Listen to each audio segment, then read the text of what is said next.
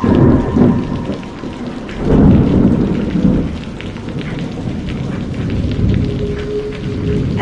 dear listener. Welcome to my channel, where stories are so scary that only the bravest and most fearless can listen. If you are sure that you are brave enough, subscribe to my channel and I will question your bravery. But before you do, let me warn you, these stories are not for the faint of heart. They are not for people who scare easily. They are for people with ice in their veins and darkness in their hearts. If you are one of those people, then I welcome you. Come closer, listen closely, and prepare yourself for the horror that awaits.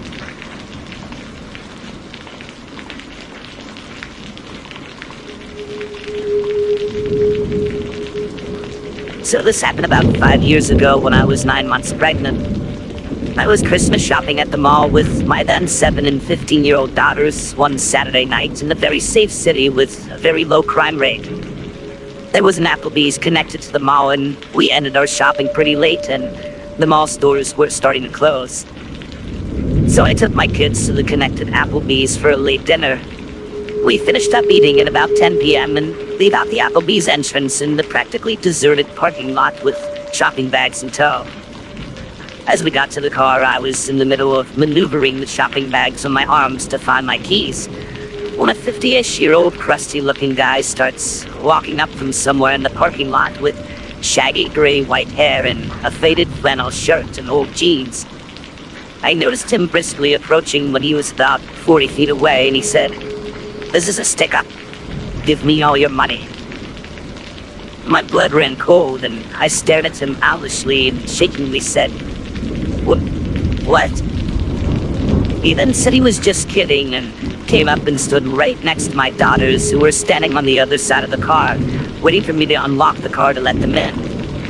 He then starts making small talk with me and my girls. He's asking things like if they were being good girls for Santa, how old they were, if we got all our Christmas shopping done, what kind of things did we get. He didn't seem drunk, high, slow, or mentally challenged at all. He was very coherent and seemed of sound mind. Mind you, I was a heavily pregnant woman, alone with my 2 daughters in a mostly deserted parking lot at 10 o'clock at night, who was being approached by a stranger who came and stood right next to my kids on the other side of the car, just shooting the breeze, talking to me and my kids with his hands in his pockets and occasionally looking over his shoulder. I didn't want to aggravate him, so I was politely conversing with him and trying to look calm and nonchalant, while trying to disguise my frantic hands digging inside my giant purse for my car keys. This exchange went on for a couple of minutes while he periodically kept looking over his shoulder. I was silently panicking and trying to politely keep the situation from escalating by calmly and nonchalantly talking to him, while also trying in vain to find my car keys to get us out of there. They were in there hiding good. I felt that at any moment he was going to pull a knife or gun or rob me, and my kids were right next to him, away from their mother on the other side of the car, and I couldn't find my car keys to get my kids into the safety of the car. He kept trying to engage them in conversation, and I could see that my oldest daughter was a little weirded out, and she kept glancing at me to gauge my assessment and reaction to the situation. Kids often tend to not recognize potential danger when they're with their parents, since they use us as their protectors. In being that he was only talking and acting friendly, and I was doing my best to stay calm, they were oblivious to the alarming situation we all were in. And being 9 months pregnant, and that I was no match for this full-grown man, especially if he was hiding a weapon on him.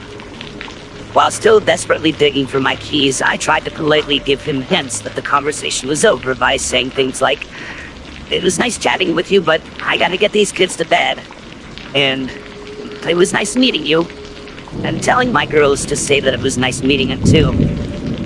My polite attempts to get this guy to leave wasn't working because he kept sidestepping my attempts and asking them what their favorite school subjects are and how nice young ladies they were, etc. While I was struggling with the shopping bags and digging in my gigantic cluttered purse for my car keys. My outgoing 7-year-old was completely oblivious to how not okay the situation was, because he was being friendly, and because of the whole I'm with mommy, so I'm safe child mentality. So she started to talk about what she picked out for daddy for Christmas and started enthusiastically talking about kid stuff and asking if he knew what Minecraft was, etc. And keeping this creep from leaving us alone by keeping him engaged in conversation. They didn't realize that I was becoming desperate to get them out of there. Then I suddenly felt this sinking feeling of dread when I realized that I may have lost my keys in the mall, and that we were stuck outside with this strange man who kept looking over his shoulders and was showing no signs of walking away. And I was thinking that he was waiting for the perfect moment to pounce. All he had to do was grab one of my girls and threaten their life, knowing it would make me do whatever he wanted as long as he wouldn't hurt them. I started to feel my adrenaline start to spike, and my heart and stomach started doing flip-flops, and I felt like at any moment something was going to go down, as the gravity of realizing that there were no other people or witnesses around, and that we were totally alone with him, and at that moment, the odds were stacked against us, and that he has his chance. Then, he all of a sudden was like, "Alright, it was nice talking with you, see you later," and walked off in the same direction to which he came.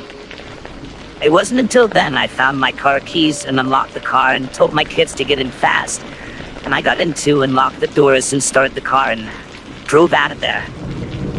My 15-year-old lightheartedly and jokingly said, "Okay, that was weird," and laughed.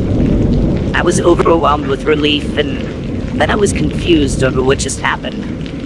I thought to myself, why would a guy of seemingly sound mind think it's totally acceptable to go out of his way to just approach a woman and her kids in a deserted parking lot late at night just to chit-chat? But being that nothing bad happened, I brushed it off and joked about it too. When we got home, my husband greeted us and asked us how shopping went. And I said it went well, and then my 15-year-old told him what had happened in the parking lot and how weird it was, and was kind of joking about it. I started joking too, saying how I was mentally having a panic attack while trying to look calm, and I started making fun of myself by telling my husband how I was attempting to inconspicuously rummage through my purse to find my car keys. My husband went completely white, and I acknowledged his horrified look of alarm, and I assured him that, albeit creepy, the guy was just talking and eventually left on his own. Now, my father-in-law is a retired sheriff deputy, and my husband went through police academy training after graduating high school. He decided to go to business school instead of becoming a cop. And being that the knowledge he gained from that, plus growing up with a cop for a dad, I found out why my husband looked absolutely horrified when I told him the details. What my husband told me completely rattled me to the bone. My husband told me that he was 100% sure that the reason why the guy was hanging around us and chit-chatting was because he was waiting for me to unlock the car. And the reason why he was standing next to our kids was because once I unlocked the car and the kids started to get inside, he was most likely going to force himself into the car with the kids and hold a knife or gun to them to gain leverage on me to force me to cooperate, knowing that I wouldn't abandon my kids, which would force me to get into the car with them and do whatever he wanted to me, which most likely would be to drive to a remote location to do God knows what. And being that he wasn't wearing a mask suggests that his intentions were to also leave no witnesses to identify him. I then remembered that he was positioned by the backseat passenger door where my 7-year-old was standing by, waiting to get in. My husband then told me that the most likely reason why this guy ended up leaving was because it took so long for me to find my keys, and the longer it took, the more anxious and spooked it made him. And the whole time, I was desperate to find my keys, which, through some sort of divine intervention, stayed hidden in my purse, thus saving us from potentially being abducted.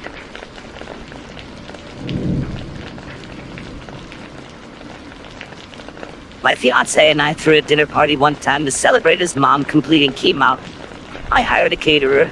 We were expecting 25 friends and family, so it was more than the kitchenette of our single-story ranch house could handle. We'd also just moved in, so didn't have a lot of cooking staples. The caterer said that he would bring everything, 75% done, but he needed to finish off some dishes in our kitchen. I told him that was fine as long as he was finished by 5 because my kitchen is centrally located and we prefer everyone to be finished before the guests arrive due to the intimate nature of the occasion. He said that would be fine. He arrives as scheduled at 12 p.m. We gave him until 5 and the guests aren't even arriving until 6, so it's plenty of time. He smelled like actual dog poop, but his accent sounded European, so I thought maybe he just didn't believe in deodorant. It was more than a sweat smell though. It smelled like a sun-baked diaper, and that made me uneasy because he was going to be preparing food for priorly sick and young kids. I just made sure he washed his hands and then left him to his own devices, worrying I was being presumptuous. Throughout the entire process, he keeps pulling me aside to ask me questions and have me taste things. I was super busy because my husband had to work during the day and pick up the surprise guests right after. So setting up the deck, decorating, putting together the slideshow equipment, coordinating the surprise guest. We flew in her sister and I had to make sure she got an Uber at the airport and her hotel had worked out, and just a million other little details. So every 10 minutes being asked things like, do you prefer this with paprika or without? With is fine, whatever you think. Taste, to be sure, was getting old. When he was still there at 5:45, after 2 gentle reminders, I flat out told him I needed him completely out by 6, no matter what. He apologized and said there had been a delay because our oven wouldn't stay up to temperature. I never had a problem with our oven, but I figured he's a professional. Maybe it was a subtle problem. A little before 6 rolls around, a few of our friends start trickling in. I decide to tell him whatever's done is done, and whatever isn't, he should just put in the fridge, but he's nowhere to be found. I got out on the deck to ask my friends if they'd seen him, and he's out there, alcoholic beverage in hand, out of his chef whites and now in a tee and jeans, mingling with my friends. I walked out just in time for him to introduce himself to my cousin-in-law as a good friend of mine. Nope, too weird for me. I met him in person for the first time barely 6 hours ago. I told him he needed to leave, now. So he goes inside and gets his bag and makes a beeline for my bedroom. I'm taken aback. I say, excuse me, where are you going? And he says, to change. So first of all, we have a guest bathroom clearly visible. Second, why can't he wear a t-shirt and jeans home? I tell him I'm not comfortable with him going in my room, but he insists it'll only be a second, and goes in and shuts and locks the door. I couldn't even get a word out before he went in and felt helpless. I was going outside to ask one of my friends to help me usher him out, but at that point my fiance got there with my aunt-in-law. I had to explain the situation to him, barely in tears at that point, and he was like, what? He went in the bedroom? Why? So he pounded on the door, and the caterer came out, still in a t-shirt and jeans, and my fiance said, you should not be here, you need to leave. And the caterer said, excuse me? This isn't your house. It's not up to you to decide. And my 6'4", 260-pound fiance tells him, yes, actually, it is his house, and puts his hand on his back and guides him to the door. The caterer says, I thought she lived here. And he says, yes, my fiance lives here with me. And the caterer goes nuts. He turns to me and screams, you lied to me. I had no clue what he's talking about. He starts yelling about how I led him on and calling me all sorts of terrible names. I don't know who he thought the man in the pictures with me around the house was. So my fiance says, oh no, you won't talk to that way in my house. Find the door. And the caterer goes in the kitchen and starts throwing the trays of food out of the refrigerator and on the floor. At that point, my fiance realized 2 of his brothers, both currently offensive linemen at the college level, had come in and were on the deck. He signaled to them and they came inside, and he basically said that this guy was harassing his fiancée.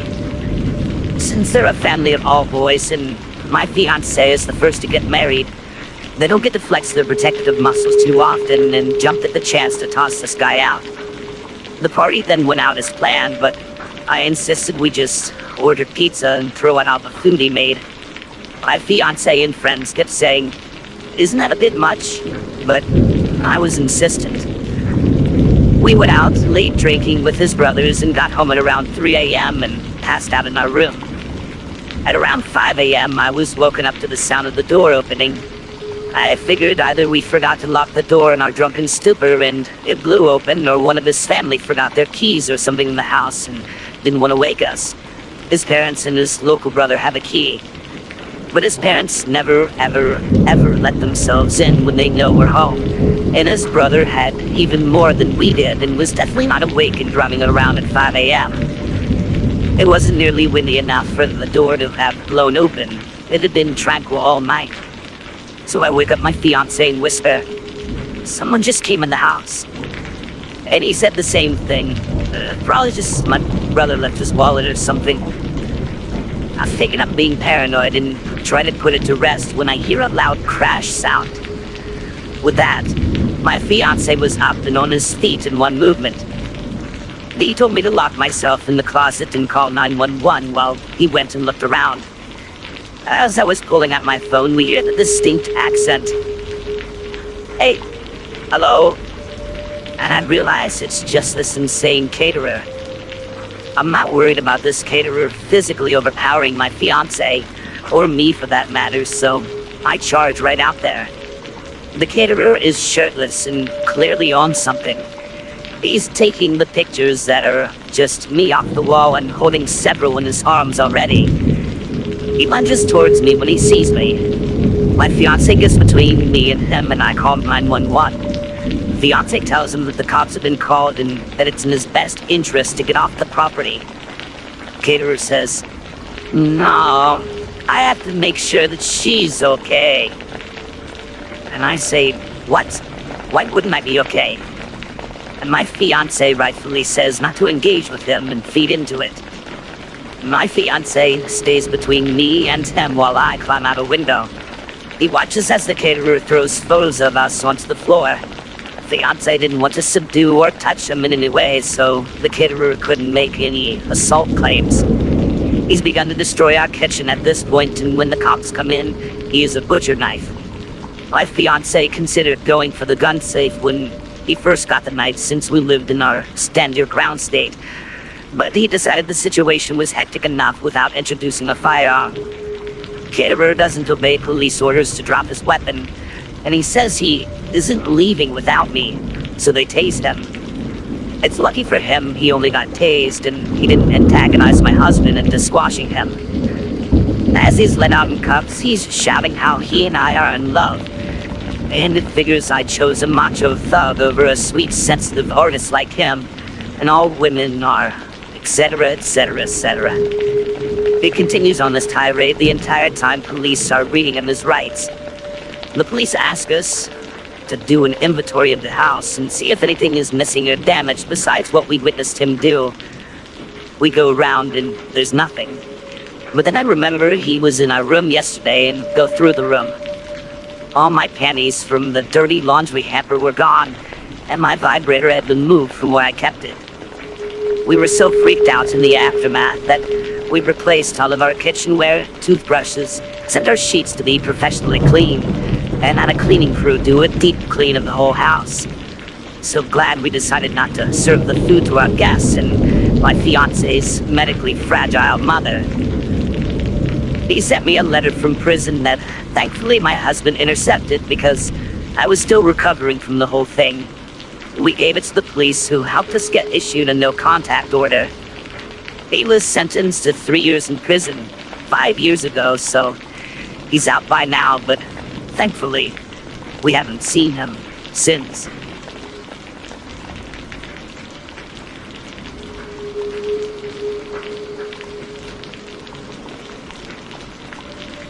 So I, a 19-year-old female, was at a house party a couple of days ago. I only really knew a couple of people there, and it was packed. I hung around with my two friends there for a while, having some drinks. After a while, my friends went into this room that everyone was hotboxing. I didn't go because I really don't feel like drinking and being stoned at a party where I barely knew anyone. So I just mingled for a bit, then went on my phone, talking to my other friends. I noticed this guy that keeps staring at me up and down and instantly felt my stomach sink. I'm no stranger to people trying to catch my eye to strike conversation or flirt, but I instantly had a bad feeling about this guy. I looked back down at my phone and sent my location to my friends, just letting them know where I was because things were changing from feeling chill to sketchy. There was a bunch of cans of soda in the kitchen, so I got up to grab a Sprite instead of having any more drinks. I brought my own alcohol. I never take drinks from strangers. As I'm there, the same guy that kept looking at me comes in and started trying to get me to take this drink in a red Solo cup. I was like, nah, I have a Sprite, thanks though. He kept trying though, and I was getting annoyed because he kept being super pushy, and I'm really blunt, so I was like, look, I don't want your drink or your company, and walked away. I thought that that'd be the end of it and pushed it to the back of my mind as one of my friends came out from the hot box room, stoned and happy. We hung out some more and my friend wanted a cigarette, so I went out to the balcony with her. As we're there, she put her cigarettes on the ledge, and as she's talking animatedly, her arm pushed her cigarettes off and they fell down into the yard. I was gonna go downstairs and outside with her to get them, but she told me that she had to grab something from her car anyways and that she'd be right back. I decided just to wait there for her. I'm on my phone and I hear the door open and I expected it to be her. As I'm about to say, that was quick, I spin around and am face to face with that guy from earlier. He just grabbed my face and kissed me, and I pushed at his chest and said, "Dude, did you not hear what I just said?" He proceeded to say something in Spanish. I can't speak Spanish, but I could pick up a few words he was saying, like puta and coño. I had a friend who was an exchange student, and she taught me all of the naughty words. I told him to screw off and went to push past him to go back inside, and he proceeded to push me up against the wall outside and try to kiss on my neck. That's when I pushed him away as hard as I could, but he then let go of my wrists and grabbed my throat, hard, while maintaining eye contact and smirking at me the whole time. Just when he used his other hand and grabbed my butt, my friend came back from getting her cigarettes, poked her head out and saw what was happening, and she tried to intervene, but he pushed her with his other hand. I heard her scream obscenities, and she tried to grab the closest guy to the door from inside and brought him out. Random heroic guy from inside then grabbed the crazy throat grabber, putting him in some kind of hold, and started screaming at him. He got kicked out. Pretty sure someone punched him in the face too. Everyone was super apologetic and said they didn't even know that guy and weren't sure who he even was. I wasn't about to call the cops or anything because, I wasn't going to get that party busted, but I went to the bathroom and immediately broke down crying. Called my friends. My friends here weren't sober enough to drive, and they came to get me. I have a couple of finger mark bruises on my neck still, and I hate to think of what would have happened had my friend been distracted by something and not came outside when she did. At least I know my intuitions work great, but let me just say, I'm not going to a party where I barely know anyone anymore. It's just not worth it.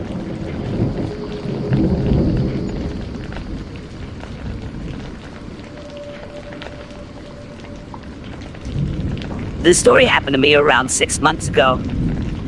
I have lived where I lived for 3 years. It's a nice apartment in an amazing location, but they were built in the late 90s. The last few years, the city I live in has had a massive population boom, and people have been non-stop pouring in. Good weather, amazing economy, cool place to do stuff always. And because of this, I have seen the landlord's staff start to do heavy maintenance on the apartments to bring them up to date to attract more people to them. My neighbor lived in his apartment for something like 6 years before he ended up buying a house and moved. When he moved, the landlord immediately started redoing his apartment as one to bring up to date. The way that the apartment layout is there are 2 stories. Where my bedroom is, on the direct other side of the bedroom wall, is the staircase in my neighbor's apartment. The way my bedroom layout is, has my bed right up against that wall. They were completely stripping this place clean. It was one of the first ones that they did such heavy remodeling to. For weeks, I would always see the workers over there painting and redoing the floors. A few days before this happened was no different. I left and saw them doing maintenance on the kitchen, and when I came home from work, they were gone for the day. Nothing unusual, a single bit. The part that is unusual is what happened one particular night. I was awake at around 1 a.m. watching TV in my room when I heard someone on the other side of the wall slowly walking up the stairs, and very obviously stopping halfway up. Where the person was stopping was directly where my head laid on the other side of the wall. I could feel him listening to me, breathing. I immediately turned the TV sound off and sat there extremely quiet and still. I heard nothing for a few minutes, and then after what felt like an absolute eternity, I heard the person start walking the rest of the stairs to the second floor. My survival instinct kicked in instantly. It was very obvious that someone was on the other side of that wall listening to me. I also knew that it was only a few days before this happened that I saw the maintenance men redoing that apartment's kitchen. I knew that there was no way someone already moved in that fast. I quietly got out of bed and went to a room where I had a better view of the outside of the apartment. I obviously couldn't see if there was movement in there from the window, but I had a good angle to see if anyone walked out. I sat there for around 15 minutes, just staring outside to see if I saw anything at all. Nothing. I went back into my room and laid down in bed again. I didn't play the TV, I just sat there waiting to hear something again. I was messing around on my phone for around 20 minutes in silence until I heard movement in the stairs again. This time, though, the movement didn't start from the top or the bottom. The movement started in the middle of the staircase, meaning that the entire time I was sitting there in silence, this person was just on the other side of the wall listening to my every move. This terrified me, so I called the cops. I gave them all the information of what was going on, and they informed me someone would be out very soon. I went back to the one room and watched out the window again. Only a few moments later, a police car pulled up, and a cop got out to examine the building and apartment. He was looking around and shining his light in the windows. I heard him knock on the door, and shortly after could hear him talking to someone, but couldn't make out what they were saying. I was totally puzzled by this. The officer walked over to my door and knocked. I went downstairs, and he informed me very nicely that someone just moved in there. I laughed and was completely embarrassed. I even said to the cop that it was one way to meet your new neighbor. I felt embarrassed, but more importantly felt very relieved about the entire situation. I brushed the whole thing off as it just being late in my mind playing massive tricks on me. The next day I went to leave my apartment when I saw something that made me stop dead in my tracks. I went outside and only took a few steps towards my car when I saw maintenance over there carrying out the old refrigerator. I was puzzled. I walked over to the apartment and looked in the door that was wide open. The kitchen was still being worked on, and not a single piece of furniture could be seen. I was legitimately speechless. I walked over to a maintenance man and said, "Didn't someone move in here?" And he informed me no, that the apartment wouldn't be ready for showings until at least 3 weeks. I ran back upstairs into my apartment and called my landlord. I asked her if someone is staying there, and she said absolutely not. I told her about what I experienced the night before. She was floored. She told me that they would change that apartment's locks immediately. She also suggested that I call the non-emergency line to the police department and inform them that no one lives there. I did just that, and they asked me to come down to the station. I told them all of the information in detail of what happened. They were able to quickly figure out what officer came out to check out that situation so he could help identify the person who answered the door. The officer described the man in detail, and I confirmed that I've never seen him around the apartments before. There was a search around town for a few weeks until the whole thing just sort of fizzled out, and I stopped hearing about it and started seeing less and less patrol cars randomly in the parking lot. After that night, I never heard another thing in that apartment. Around a month later, an older couple moved in, and they're very nice. When I saw the moving van pull up, I went out to introduce myself to them. But to be completely honest, the only reason I went out there was to see if any of them matched the description of who the cops saw. Not even close. I'm certain that the person who was in that apartment got away with it. I had an extremely hard time sleeping the following weeks of that happening to me. I actually ended up moving my bed into the smaller second bedroom because it bothered me so much.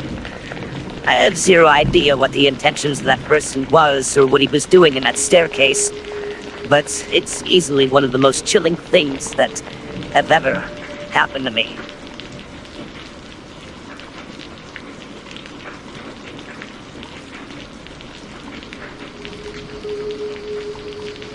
Way back in 1991, I was in my second year of high school.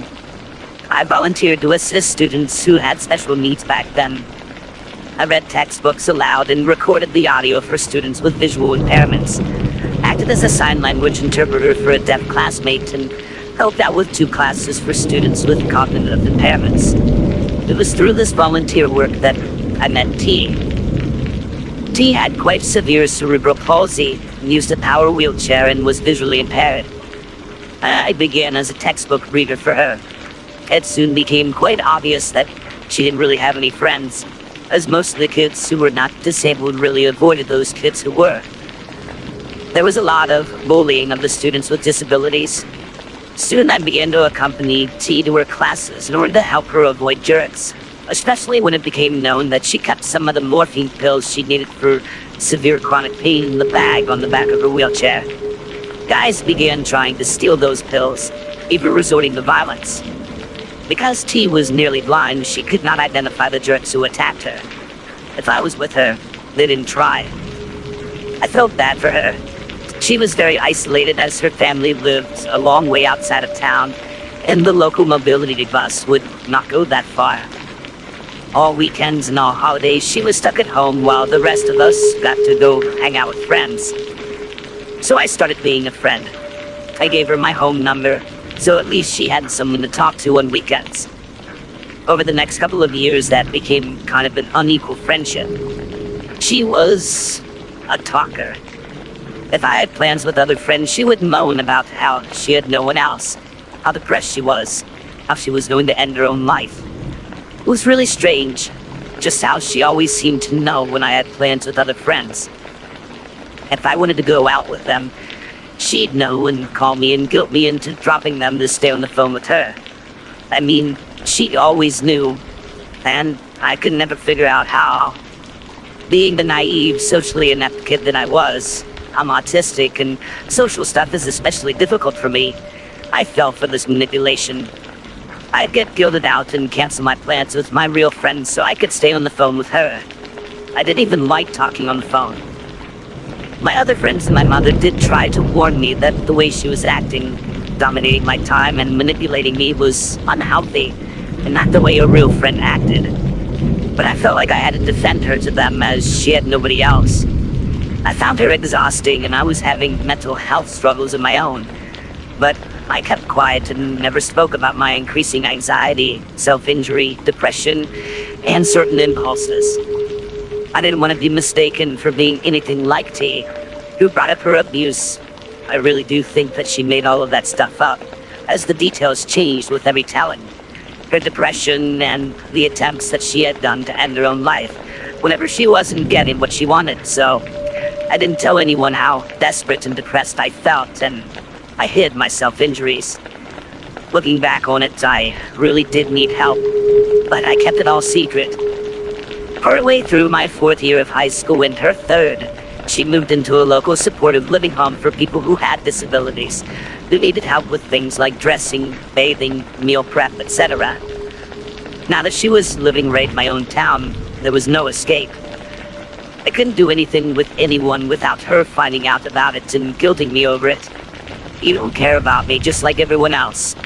I just want to hurt myself. No one wants me around, so I may as well just die. Things like that. Geesh.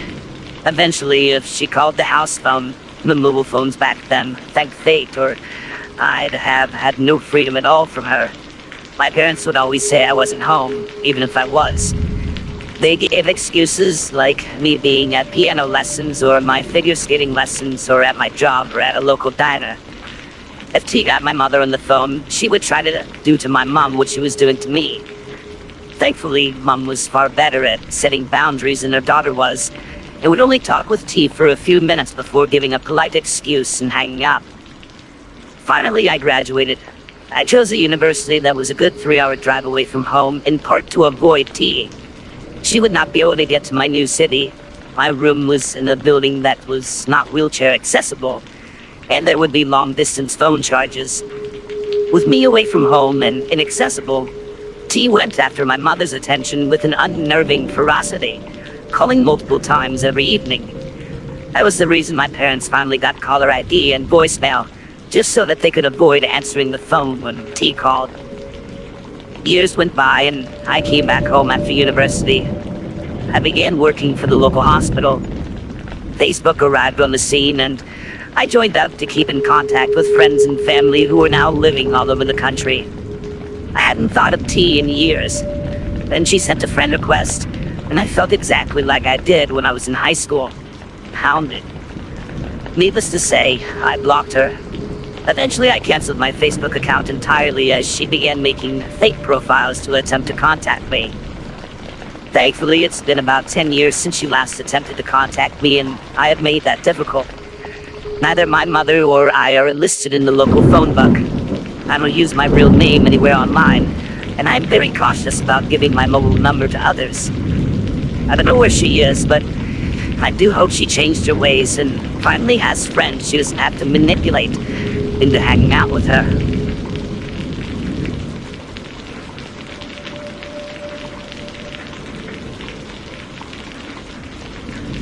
Ever since I was 14 years old, I've been scared of lightning. It started when I was out in a soccer field during a thunderstorm and lightning struck the fence, just over 100 feet away from me. The sound was deafening, and I can still remember the awful sensation of the sound vibrating through my whole body. But this wouldn't be my only incident involving a lightning strike that I came too close to. The next time it wouldn't only scare me, it would also be my salvation. When I turned 20, I moved out of my parents, who lived in the capital of my country, to a small community in the south, and I had no intention of moving back. Sure, a girl that grew up in the city is used to the endless variation of restaurants, bars, stores that never close, and a city that never sleeps, but I like it here. Despite the low population of the community and something of a sleepy town stamp on it, it is charming with its colorful wooden houses, the seaside campus, and the smell of butter from the old butter factory as an eternal reminder of where you are. I can practically go out whenever I want, wherever I want, and meet a total of 10 people. The neighborhood cats, and if I'm lucky, a cute but lost hedgehog. There is one more reason why I appreciate living in a small town. It is how incredibly safe I feel here. In the city, you can barely be outside alone as a woman after 10 p.m. without feeling such discomfort that you feel compelled to check behind you once or twice every minute. All such discomfort, however, doesn't only happen after set time or during the darkest hours of the day. It can happen at any time. But that is something you learn, something I had to learn. I was 17 and it was the summer holidays. I was spending most of it at my then boyfriend's house, and he lived with his family about 20 minutes outside of the city. I lived with my parents at the time in the city center, just along the green subway line, so if I wanted to get back home, I had to take the commuter train to the central station, walk across it and switch to the green subway line and ride a few minutes on there to get back to my station. I was then in one of my rebellious periods and had a month before bleach my hair. I loved it at first, but after a while my roots started to show and I realized my mistake. My angel of a mother had tired of my fuss over it and booked me at a hairdresser so that I could go back to my natural deep brown hair color. The day for my appointment at the hairdresser came and I was as usual at my boyfriend's, but I needed something from my parents' apartment first, so I put on my headphones and jumped on the commuter train. I switched as usual to the green line and sat near one of the doors that I knew would line up perfectly to where I would get off. I like to crowd watch when I travel, not to stare at people out or anything like that, but just to look at people and think about where they're going, what they're doing for work, and maybe make up a story about them. It is kind of a game that I often find myself playing on the subway or commuter train. I played that game that day. I looked around at people, and where there was one station left until my stop, my eye struck to a man who was sitting a few feet in front of me. He was tall, perhaps in his mid-30s. His hair was dark and scruffy, wearing dark clothes and big boots. He sat with his elbows leaning against his knees, crouching slightly down towards the subway floor. Today I don't remember what my analysis or fictional story was of him, but I know I saw him. The woman in the speakers shouted out my destination, and I stood up and went to the doors and stepped off. When I got out of the doors of the station, I saw that it had started to rain. So I pulled my hood over the headphones and started to quickly walk up to the apartment, which was only a few hundred feet from the station. The apartment is an old building with a large wooden door facing the street. The door has a glass pane that runs along the entire door, and when you enter, the staircase is entirely in marble with an old wooden elevator with an iron lattice door that you have to close manually. When I got to the door, I put in the entry code and pushed up the door. When the door was swung aside, something was reflected in the glass. I turned around and saw the man from the subway standing behind me. At first, I was a little shocked that he was so close to me, but I assumed he was one of my neighbors or a neighbor's friend. I also assumed that he stood so close to me because it rained and he didn't want to get wet. So I said hello and pressed up the door in extra time with my hip while I took off my headphones. He did not answer. I went to the lift and pressed the button, but I heard that it did not start, so I assumed that the neighbors had opened the lattice door to park the elevator at their floor while they locked their door. I turned around and saw the man standing behind me, shaking.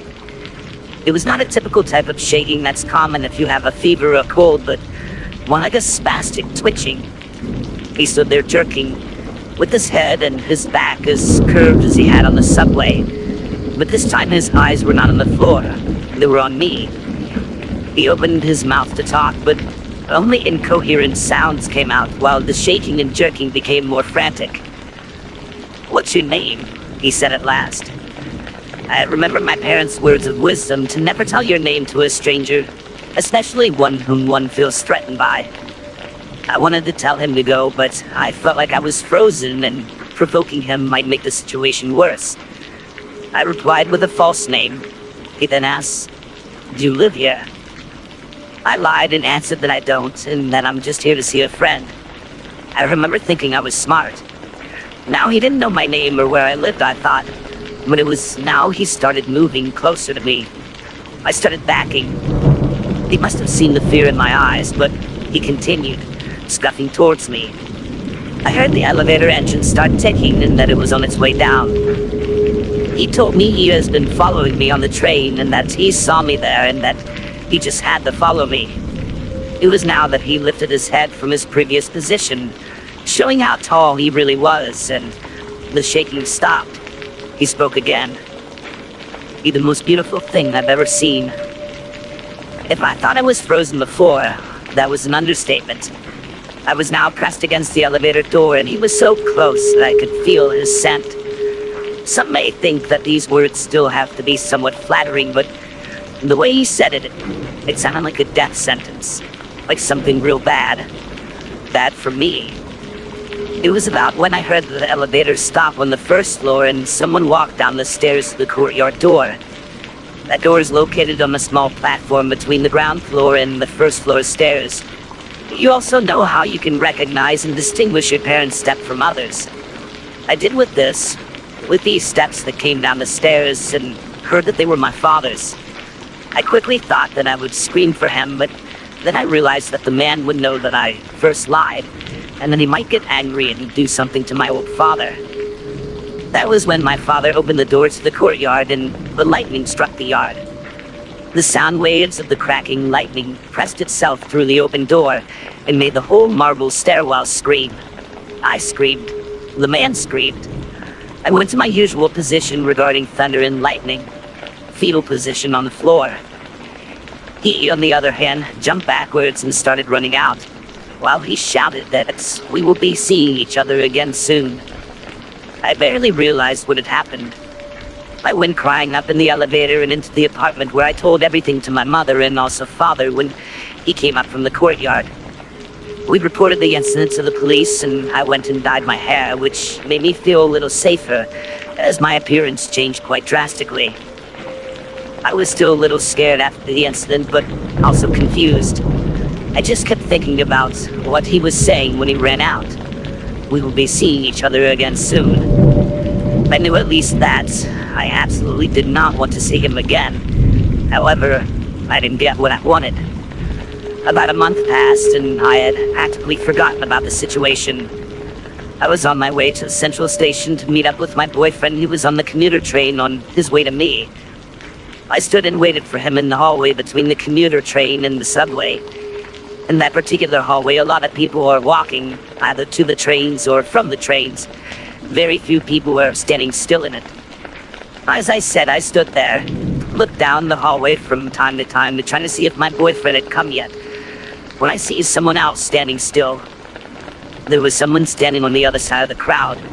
And although everyone goes in different directions and creates a kind of blurred effect on him, I see who it is. I freeze just like before. He stares at me, not like our first meeting, but as if he's trying to make up if I am who he thinks I am, behind the dark hair. Then my boyfriend comes from the crowd and hugs me, and I have to look away from the man a few seconds to hug him back. I lean my head against his shoulder and look over to see if the man was still there, but then he was gone. I've never seen him since. But the real question is, has he seen me?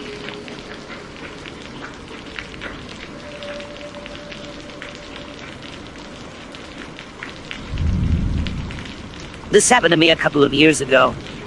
At the time, my fiancé didn't believe me, but I've been convinced for several weeks that someone was watching our house. Several Amazon packages stolen, cigarette butts by the front door when neither of us smoke. The doormat has been moved. We had just moved to the area recently, and I was really uneasy about all of this. My fiancé teased me for watching too many murder mysteries and crime shows, and I eventually dropped the subject. One night, we're in bed together, nearly asleep. Our cat starts being really loud, so my fiancé gets up to feed her, and realizes we forgot to get cat food while we were out earlier. We both feel guilty about going to sleep knowing she's hungry, so he tells me not to worry. He'll run over to the little 24-hour convenience store that's maybe 5 minutes down the street. He gets dressed to leave, and I roll over to go back to sleep.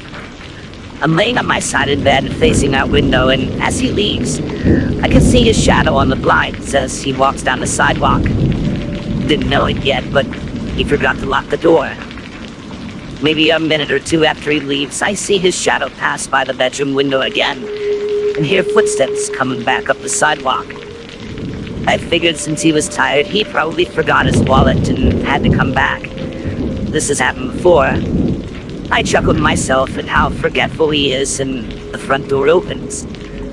My cat jumps off the bed to go and greet him. What happened next took place over the span of maybe 3 minutes, but felt like 3 days. It was dark and dead quiet in our house. Quiet enough I could hear my cat's little steps on the bedroom carpet suddenly stop. She then lets out the deepest, most terrifying growl I had ever heard a cat make. At this point, I hear a person take a few steps into our living room, shush her, and sneeze. It is definitely not my fiancé. I'm a woman, alone at night, naked in bed, scared out of my mind, and I have no idea what to do. This guy clearly knows my fiancé is out. Does he know I'm home alone? Is he here to kidnap or hurt me? My phone had died earlier, of course, so it's off and plugged into the charger. I know once I turn it on, AT&T's incredibly loud jingle is going to betray me. So for right now, I'm on my own. Thankfully, we keep a shotgun by our bed. I slip out of bed, grab my gun, and crawl as quietly as I can toward the bedroom door, which was about 2/3 of the way closed. I can hear the creep rummaging through our stuff in the living room, and he sneezes again. This idiot. I peeked through the gap in the door, and the outside light is just barely bright enough to illuminate a man hunched over our entertainment center, his back to me. I silently opened the door the rest of the way and stand up, still 100% naked and 100% determined to keep myself and my cat safe. I muster all my stupidity and courage and cock the shotgun, and in the deepest booming voice my body will allow me to make, I bellow out, "What do you think you're doing?" I've never seen a human jump so hard or run so fast. I scared the creep so badly he about launched himself into orbit. I got one good look at his back as he ran outside into the darkness, and then he was gone. I slammed the door shut behind him and yanked my terrified cat out from under the couch by the neck. We booked it back to the bedroom with my gun. I held her so close to my chest and just started sobbing while I struggled to turn my phone on and dial 911. My fiance got home with a can of cat food moments later and immediately noticed the PS4 on the ground and other electronics moved around. He found me in the bedroom flipping out, and I barely got any words out to explain what happened before the cops showed up. They were super nice, but unfortunately there wasn't much else they could do. They didn't have a lot to go on, as I hadn't seen the man's face at all and couldn't really give them a solid description. Fortunately, none of our stuff actually ended up being taken, and more importantly, my cat and I were both okay. However, we were positive the creep lived in our area, as a few weeks later, someone we knew up the street was robbed in the exact same way. He left his door unlocked for a moment to run to the store, came back and all of his electronics had been stolen. I'm not sure if they ever caught the creeper. We got out of that neighborhood pretty quick. Just remember, lock your doors, people.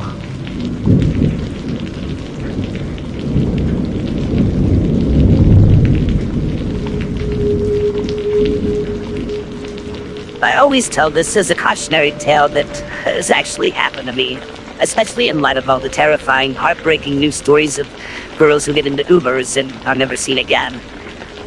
This happened when I was in college. It's one of the bigger party schools with an entire street of bars you can wander to and from. My boyfriend, now fiance, had gone back to his hometown for the weekend, so I decided to go out with some friends. I'm sure you can see where this is going. I had a bit too much to drink and was on the edge of a blackout. Knowing with my whole mind, body, and soul that I did not want to become a liability for my friends for the rest of the night, I told them I was going to Uber home.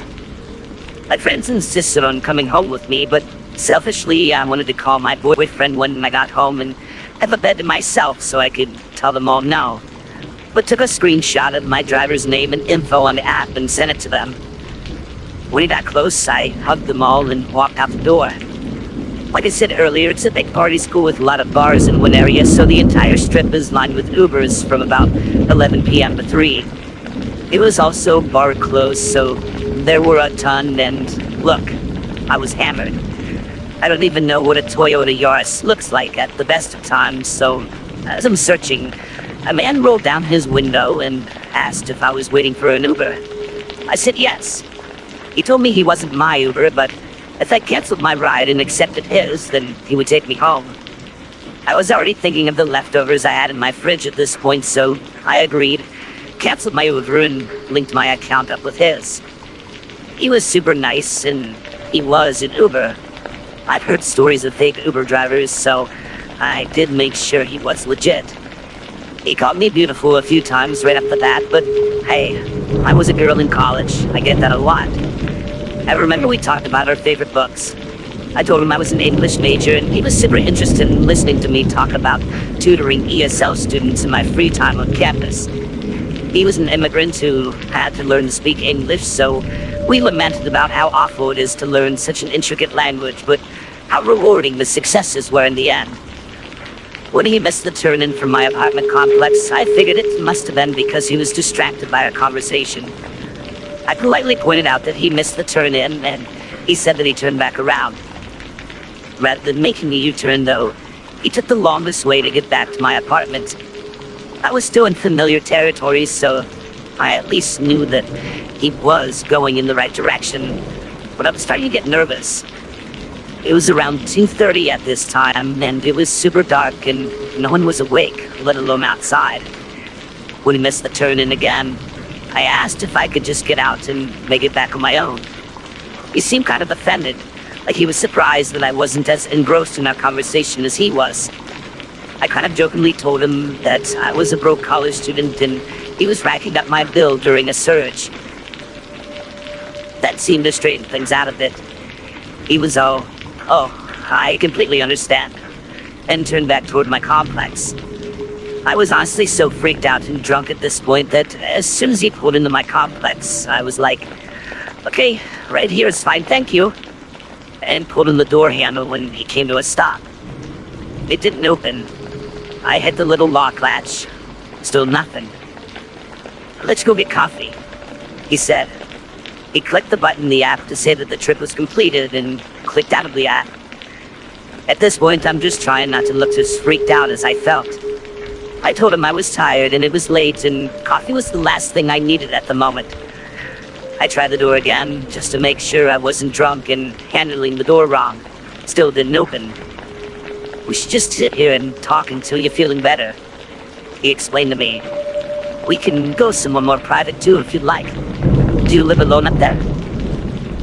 At this point, I'm frantically digging through my purse for my phone. I'm done being polite. When he asked what I was doing, I told him I promised my boyfriend I'd call him once I was home safely. Wrong thing to say. He got incredibly angry that I had a boyfriend and didn't tell him about it. He asked what his name was, what he did for a living, and where he was right now at this very second. When I gave half-hearted answers, he got even angrier. He demanded to know why a boyfriend of mine would be stupid enough to leave his girl alone with another man. Him. He repeated it twice. At this point, I'm trying not to cry. When I figured my phone must have fallen under the seat, I started digging around down there. He demanded to know what I was doing. I gave my best impression of a genuine laugh and said I'd drop my phone. He told me to stop digging around in his things immediately. I stopped. Mind you, I'm still drunk as a skunk at this point. I was just trying to keep my stuff together and not vomit or pass out. I tried the door a third time. Still nothing. He asked if I wanted to get coffee again. Even kind of begged a little. I told him no, I just needed sleep. He asked if I lived alone again. I lied and told him I had a roommate. He asked if it was my boyfriend, and I said no. He kind of got angry again and then straight up asked if I'd made my boyfriend up. I told him no, and he got angrier and again asked why he would leave me alone with another man like this. I'm usually pretty good at reading people, and I got the vibe that this guy thought he was a knight compared to my boyfriend. So I lied. Through my teeth, I told him I was going to break things off with my boyfriend, and that we weren't even really that serious. That he was an idiot to leave me alone like this. Thank whatever God was watching over me, but that didn't. He calmed down and said that changed things. He asked if I want to get coffee again and changed my answer to not tonight. He asked for my number and I gave it to him. He called to make sure it was my real number. My phone buzzed from between my seat and the door and I fished it out. He grabbed my phone from me and demanded I show him my boyfriend's contact info. When I did, he deleted it and gave me a big smile. Feels good, doesn't it? I told him yes. He put his number in my phone and gave it back. I told him good night in hopes that he would release me, and he told me he'd like to talk for just a little longer. I had to stay locked in that car with him until 4:30 in the morning. I don't even remember what we talked about. He asked if he could hold my hand at one point, to which I said I needed to break up with my boyfriend before I did anything with another man. He liked that answer, thankfully. When he finally let me out, the door was child locked, so it could only be opened from the outside. The windows were locked too. I walked up the wrong building steps and crouched down in the shadows of some random person's door until he drove off. I sat for another 10 minutes and then sprinted to my apartment. After crying on the floor in my kitchen for a while, I called my boyfriend and explained to him what happened. His response was one that I get from everyone when I tell this story. Report that guy to Uber. And even though he didn't know which building in my complex I lived in, he still knew where I lived. I was terrified of seeing him again. I was terrified of calling an Uber. To this day, I'd refuse to Uber alone, and I'd make sure I have my phone in my hand every time I get into an Uber now. I realized this could have been a lot worse, and maybe he was a good guy with the wrong line of thinking, and he did mean well. When I was terrified, I wasn't going to make it to my apartment that night. Please be cautious when getting an Uber, and don't be like me. For more bone-chilling narrative that will keep you at the edge of your seat, subscribe to my channel. By doing so, you'll gain access to a growing collection of real-life horror stories that will both captivate and energize your senses. Join the community of fellow enthusiasts, and together, let's explore the eerie unknown. Subscribe now, and prepare for more terror-themed true tales that will leave you craving more.